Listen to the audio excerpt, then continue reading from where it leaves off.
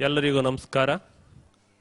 ಶಿವರಾತ್ರಿ ಹಬ್ಬದ ಶುಭಾಶಯಗಳನ್ನು ಎಲ್ಲರಿಗೂ ಕೋರುತ್ತಾ, ಅರಸು ಶತಮಾನೋತ್ಸವದ ಅಂಗವಾಗಿ ಅರಸು ರಂಗೋತ್ಸವ ಇಂದು 4ನೇ ದಿನಕ್ಕೆ ಕಾಲಿಟ್ಟಿದೆ. ಬಹುಶಃ ಶತಮಾನೋತ್ಸವಗಳು ವಿವಿಧ ರೀತಿಯಲ್ಲಿ ವಿವಿಧ ಸಂದರ್ಭಗಳಲ್ಲಿ ಜರುಗಿದಾವೆ, ಬೇರೆ ಬೇರೆ ವ್ಯಕ್ತಿಗಳನ್ನು ಒಳಗೊಂಡಂತೆ.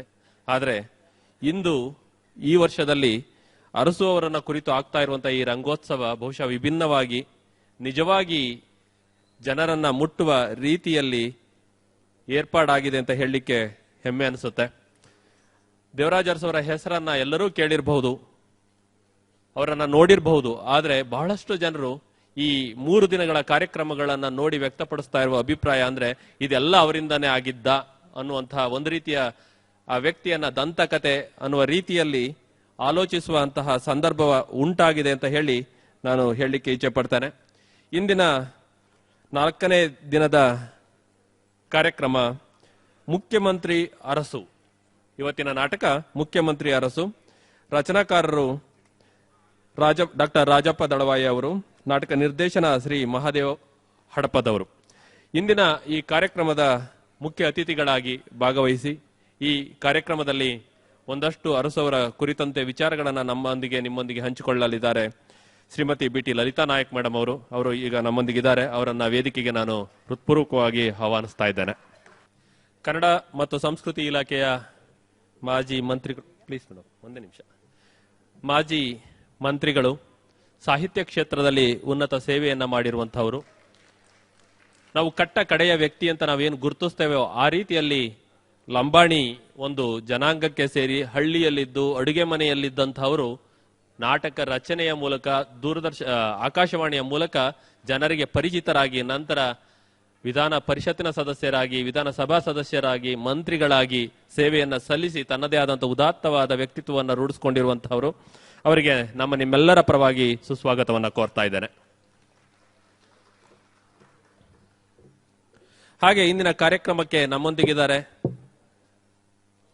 ಅಮೀನ್ ಮಟ್ಟು ಅವರು, SG ಸಿದ್ದರಾಮಯ್ಯನವರು, ಕಾತಾ ಚಿಕ್ಕಣ್ಣವರು, ಬಸವಲಿಂಗಯ್ಯನವರು, KY ನಾರಾಯಣ ಸ್ವಾಮಿ ಅವರು, ಹಾಗೆ KM ನಾಗರಾಜ್ ಅವರು. ಹೀಗೆ ಈಗಾಗಲೇ 3-4 ದಿವಸಗಳಿಂದ ನಮ್ಮೊಂದಿಗಿರುವಂತಹ ಹಲವಾರು ಅಭಿಮಾನಿಗಳಿದ್ದೀರಿ. ಹಾಗೆ ಇವತ್ತಿನ ನಾಟಕದ ವಿಶೇಷ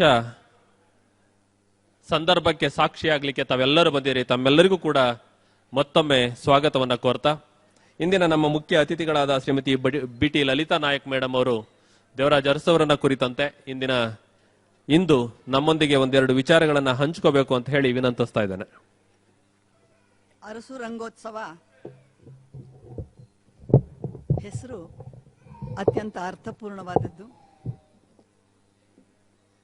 ಇವತ್ತು ಬಹುಶಃ 3ನೇ ದಿನ, 4ನೇ ತಾರೀಕಿನಿಂದ ನಾಳೆಯವರೆಗೆ ಈ ಅವಧಿಯಲ್ಲಿ ಅರಸು ಅವರನ್ನ ಜನಸಾಮಾನ್ಯರಿಗೆ, ಯಾರಿಗೆ ಅವ್ರ ಬಗ್ಗೆ ಏನು ಗೊತ್ತಿಲ್ವೋ ಅಂಥವ್ರೆಲ್ಲರೂ ಕೂಡ ಅರಸು ಅವ್ರನ್ನ ಅರ್ಥ ಮಾಡ್ಕೊಳ್ಳುವಂಥ ಒಂದು ಕೆಲಸವನ್ನ ಇವತ್ತು ದೇವರಾಜ ಅರಸು ಶತಮಾನೋತ್ಸವ ಕಾರ್ಯಕಾರಿ ಸಮಿತಿಯವರು, ಹಿಂದುಳಿದ ವರ್ಗಗಳ ಕಲ್ಯಾಣ ಇಲಾಖೆ ಮತ್ತು ಕನ್ನಡ ಸಂಸ್ಕೃತಿ ಇಲಾಖೆ ಇವುಗಳು ಜಂಟಿಯಾಗಿ ಈ ಕಾರ್ಯಕ್ರಮವನ್ನು ಏರ್ಪಾಡು ಮಾಡಿರೋದು ನಿಜಕ್ಕೂ ಕೂಡ ಅರಸು ಅವರಿಗೆ ಸಂದ ಗೌರವ ಅಂತ ನಾನು ಭಾವಿಸ್ತಾ ಇದ್ದೀನಿ. 100 ವರ್ಷಗಳ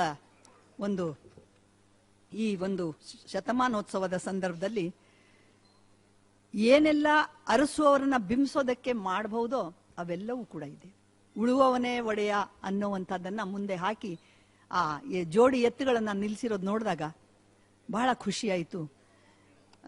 ಇಲ್ಲಿ ಕನ್ನಡ ಸಂಸ್ಕೃತಿ ಇಲಾಖೆಯ ಬಗ್ಗೆ ಹೇಳೋದಾದ್ರೆ ದಯಾನಂದ್ ಅವರು ಇಂಥ ಕೆಲಸವನ್ನ ಬಹಳ ಶಿಸ್ತಾಗಿ ನೀಟಾಗಿ ಮಾಡ್ತಾರೆ. ಅವ್ರಿಗೆ ಚಿಕ್ಕಣ್ಣ ಇವರೆಲ್ಲ ಜೊತೆಗಿರೋದ್ರಿಂದ ಬಹುಶಃ ಇನ್ನೂ ಹೆಚ್ಚು ಅರ್ಥಪೂರ್ಣ ಆಗಿದೆ ಅಂತ ನಾನು ಭಾವಿಸಿದ್ದೀನಿ.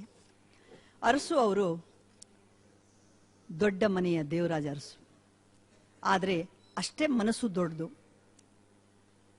ಅವರು ಬಹುಶಃ ಎಲ್ಲ ಮುಖ್ಯಮಂತ್ರಿಗಳ ರೀತಿಯಲ್ಲಿ ಕರ್ನಾಟಕದಲ್ಲಿ ಅವರು ಒಬ್ಬ ಮುಖ್ಯಮಂತ್ರಿಯಾಗಿ ಏನೋ ಒಂದು ಮಾಡ್ಕೊಂಡು ಹೋಗಿದ್ರೆ ನಾವು ಇವತ್ತು ಇಷ್ಟು ಅದ್ದೂರಿಯ ಒಂದು ಕಾರ್ಯಕ್ರಮ ಮಾಡೋದಕ್ಕೆ ಏನು ಸಾಧ್ಯ ಇರಲಿಲ್ಲ, ಬೇಕಾಗಿರ್ಲಿಲ್ಲ.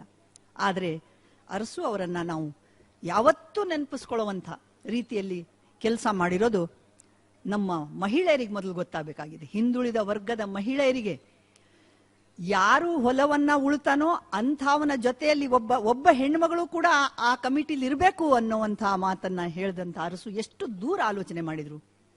ಅಂಬೇಡ್ಕರ್ ರೀತಿಯಲ್ಲಿ ಮಹಿಳೆಯರ ಬಗ್ಗೆ ಕಾಳಜಿ ವಹಿಸಿದ್ರು. ದೀನ ದಲಿತರ ಬಗ್ಗೆ ಏನೆಲ್ಲ ಮಾಡಿದ್ರಲ್ಲ, ಅಷ್ಟು ವಿರೋಧವನ್ನ ಕಟ್ಟಿಕೊಂಡು ಅರಸು ಅವರು ಸುಖವಾಗಿನಿರ್ಲಿಲ್ಲ. ಯಾಕೆ ಅಂದ್ರೆ ಇವತ್ತೇನು ರಾಜಕಾರಣ ನಡೀತಾ ಇದೆಯೋ ಇದರ 100 ಪಟ್ಟು ರಾಜಕಾರಣ ನಡೆದು ಅವರನ್ನ ಹೆಜ್ಜೆ ಹೆಜ್ಜೆಗೂ ಅವರನ್ನ ಅಪಮಾನಿಸಲಾಯಿತು, ಅವ್ರನ್ನ ಹಿಂದೆಳೆಯೋದಕ್ಕೆ ಪ್ರಯತ್ನ ಮಾಡಿದ್ರು. ಆದ್ರೆ ಯಾವುದೇ ರೀತಿಯಿಂದಲೂ ಬಗ್ಗದಂತ ಅರಸು ಅವರು ಯಾವ ಕೆಲಸವನ್ನ ಮಾಡಬಹುದೋ ಇವತ್ತು ಕರ್ನಾಟಕದಲ್ಲಿ ಯಾರಿಗೆ ಮೀಸಲಾತಿ ಇಲ್ಲ, ಹಿಂದುಳಿದ ವರ್ಗದವರಿಗೆ ಯಾವ ಕಾರಣದಲ್ಲೂ ಮೀಸಲಾತಿ ಇರಲಿಲ್ಲ, ದುರ್ಬಲರಿಗೆ ರಾಜಕಾರಣದಲ್ಲಿ ಪ್ರವೇಶನೇ ಇರಲಿಲ್ಲ. ಆದರೂ ಕೂಡ ಅವರು ಅಂಥ ಒಂದು ವಿರೋಧದ ನಡುವೆ ಕೂಡ ತಮ್ಮ ರಾಜಕೀಯ ಕಸರತ್ತನ್ನ, ತಮ್ಮ ರಾಜಕೀಯ ಸ್ಥಾನಮಾನವನ್ನ ಉಳಿಸ್ಕೊಳ್ಳೋದೇ ಒಂದು ದೊಡ್ಡ ಕಷ್ಟ ಆಗಿರುವಾಗ, ಆರ್ಥಿಕ ನಷ್ಟವನ್ನ ಅನುಭವಿಸ್ತಾ ಇರುವಂತ ಸಂದರ್ಭದಲ್ಲಿ ಮತ್ತು ಎಲ್ಲರ ವಿರೋಧವನ್ನ ಎದುರಿಸ್ತಾ ಅವರು ಇಂಥ ಒಂದು ಮಹತ್ವದ, ಅಂದ್ರೆ ಸಮಸ್ತ ಜನತೆ ಎಂದೂ ಮರಿಲಾರದಂಥ ಈ ಒಂದು ಅಭಿವೃದ್ಧಿ ಕಾರ್ಯಗಳನ್ನ ಕೈಗೊಂಡ್ರಲ್ಲ, ಇದನ್ನ ನಾವು ಯಾವತ್ತೂ ಮರೆಯೋ ಹಾಗಿಲ್ಲ. ಕೊಳಗೇರಿಗಳ ಬಗ್ಗೆ ಗಮನಿಸಿದ್ರವರು. ದೀನ ದುರ್ಬಲರಿಗೆ ಜನತಾ ಮನೆಗಳು ಅವ್ರ ಕಾಲದಲ್ಲಿ ಬಂದಿದ್ದು. ಇದೇನು ನಾನು ಹೊಸದಾಗಿ ಹೇಳಬೇಕಾಗಿಲ್ಲ. ಇವತ್ತು ಜನತಾ ನ್ಯಾಯಾಲಯ ಅಂತ ಬಂದಿದ್ರೆ ಗ್ರಾಮೀಣ ಭಾಗದ ಜನರು, ಆ ಭಾಗದ ಜನರೇ ಇದನ್ನ ಯಾರ ಜಮೀನು ಅನ್ನೋದನ್ನ ಹೇಳಬೇಕು. ಇದನ್ನ ಬೇರೆಯವ್ರು ಹೇಳಿದ್ರೆ ಎಲ್ಲೋ ಕೂತ್ಕೊಂಡು ಹೇಳೋದಲ್ಲ. ನೀವು ಟಾಮ್ ಹೊಡಸ್ರಿ, ಆ ಟಾಮ್ ಹೊಡಸ್ದಾಗ ಅಲ್ಲಿ ಆ ಜನಗಳು ಬಂದು ಹೇಳ್ತಾರೆ 99% ನ್ಯಾಯ ಸಿಗತ್ತೆ ಅನ್ನೋ ಮಾತನ್ನ ಹೇಳ್ದಂತರು. ಅವರೇ ಸ್ವತಃ ಖುದ್ದು ರೈತರಾಗಿದ್ರು. ಸಗಣಿ, ಗಂಜಳ, ದನ, ಕರು, ಹೊಲ, ಮನೆ, ಮಣ್ಣು ಇವುಗಳ ನಡುವೆನೆ ಬೆಳೆದಂತ ಅರಸು ಅವರು. ಅಂಥ ಜನಗಳ ಬಗ್ಗೆ ಮಾತಾಡದೆ ಬೇರೆ ಯಾರು ಕೂಡ ಮಾತಾಡಕ್ ಸಾಧ್ಯ ಆಗಲ್ಲ. ನಾವು ಹೇಳ್ಬಹುದು ಮಣ್ಣಿನ ಮಕ್ಕಳು ಅಂತ, ನಿಜವಾದ ಮಣ್ಣಿನ ಮಗ, ನಿಜವಾದ ಜಾನುವಾರುಗಳನ್ನ ಸಾಕದಂತ, ಮತ್ತೆ ವಿಜ್ಞಾನದಲ್ಲಿ ಪಾಂಡಿತ್ಯವನ್ನ ಪಡೆದ್ರು ಕೂಡ ರಾಜಕೀಯಕ್ಕೆ ನಾನು ಬರೋದಿಲ್ಲ ಅಂದಾಗ ಅವರನ್ನ ಬಲವಂತವಾಗಿ ತಂದ ಮೇಲೆ ಅವರು ಎಷ್ಟೊಂದು ರಾಜಕೀಯ ಪಟುತ್ವವನ್ನ ಬೆಳೆಸ್ಕೊಳ್ತಾರೆ, ಹೇಗೆ ಜನಮುಖಿಯಾಗಿ ಕೆಲಸ ಮಾಡ್ತಾರೆ. ತಮ್ಮ ಜೀವಮಾನದಲ್ಲಿ ಮಾಡಿದ್ರೆ ಈ ತರದ ಕೆಲಸ ಮಾಡಬೇಕು ಅಂತ ಬಹಳ ಜನಕ್ಕೆ ಗೊತ್ತಾಗಲ್ಲ. ಯಾಕೆಂದ್ರೆ ಈ ನೆಲದ ಮೇಲೆ ಇರುವಂತ ಜನಗಳನ್ನ ಗುರ್ಸಲ್ಲ ಜಾಸ್ತಿ, ಮೇಲೆ ಆಕಾಶದ ತಾರೆ ಅವ್ರ ಕಣ್ಣಿರ್ತದೆ ರಾಜಕೀಯಕ್ಕೆ ಬಂದ ಕೂಡಲೇ. ಆದ್ರೆ ಅರಸು ಅವರು ಈ ದುರ್ಬಲರಿಗೆ, ಹಿಂದುಳಿದವರಿಗೆ, ಮಹಿಳೆಯರಿಗೆ ಯಾವ್ಯಾವ ರೀತಿಯ ಸೌಲಭ್ಯವನ್ನ ಕೊಡಬಹುದು ಅನ್ನೋದನ್ನ ಚಿಂತನೆ ಮಾಡದಂತ ಮಹಾನ್ ವ್ಯಕ್ತಿ. ಅವ್ರ ಬಗ್ಗೆ ಈಗ ನಾವು ನಾಟಕಗಳನ್ನ ಬಹಳ ಚೆನ್ನಾಗಿ ರೂಪಿಸಿದ್ದಾರೆ. ನಾನು ಹೋಯ್ತಲ್ಲ ಅನ್ಕೊಂಡೆ ನಾನು. ಅರಸು ಕನಸು, ಅವ್ರ ಕನಸುಗಳೇನಿದ್ವು? ಒಡನಾಡಿಯಾಗಿ, ನಮ್ಮ ಜನಸಾಮಾನ್ಯರ ಜೊತೆ ಒಡನಾಡಿಯಾಗಿ, ನೆಲದ ಮೇಲೆ ಕೂತು ಚಕ್ರ ಮಕ್ಕಳು ಹಾಕೊಂಡು ಅವರು ಮುದ್ದೆ ಸೊಪ್ಪು ಊಟ ಮಾಡುವಂಥದ್ದು ಯಾವ ಒಂದು ಇದು ಕೂಡ ಇಲ್ಲ. ಅಂಥ ರೀತಿಯಲ್ಲಿ ಕನಸು ಕಟ್ಟದಂಥರು ಈ ನಾಡಿನ ಜನಗಳ ಬಗ್ಗೆ.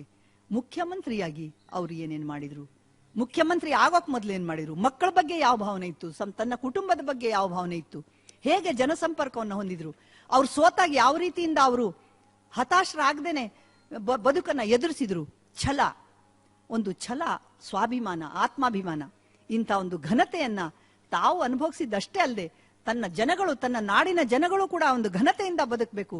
ಹಿಂದುಳಿದವರು ಮುಂದೆ ಬರಬೇಕು, ದುರ್ಬಲರು ಸಬಲರಾಗಬೇಕು, ಆರ್ಥಿಕ ಬಲವನ್ನ ಪಡಿಬೇಕು. ಆರ್ಥಿಕ ಬಲ ಬಹಳ ಮುಖ್ಯ ಅನ್ನೋದನ್ನ ಅವರು ಕಂಡುಕೊಂಡ್ರು. ಹೀಗೆ ಅರಸು ಅವರು ಮಾಡದಂತ ಕೆಲಸಗಳನ್ನ ನಮ್ಮ ಮಂತ್ರಿಗಳು ಮಾಡಬೇಕು, ಅವರನ್ನ ಓದ್ಕೋಬೇಕು. ನಮ್ಮ ಶಾಸಕರು, ನಮ್ಮ ಯಾರು ಚುನಾಯಿತ ಪ್ರತಿನಿಧಿಗಳು ಬರ್ತಾರೆ, ಅವರು ಅರಸು ಅವರನ್ನ ಮೊದಲು ಅರ್ಥ ಮಾಡ್ಕೋಬೇಕು ಅಂತ ನನಗನ್ಸುತ್ತೆ. ಯಾಕೆಂದ್ರೆ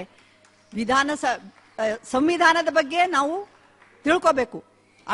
ಬಾಬಾ ಸಾಹೇಬ್ ಅಂಬೇಡ್ಕರ್ ಅವರ ಸಂವಿಧಾನ ನಮಗೆ ಮುಖ್ಯ.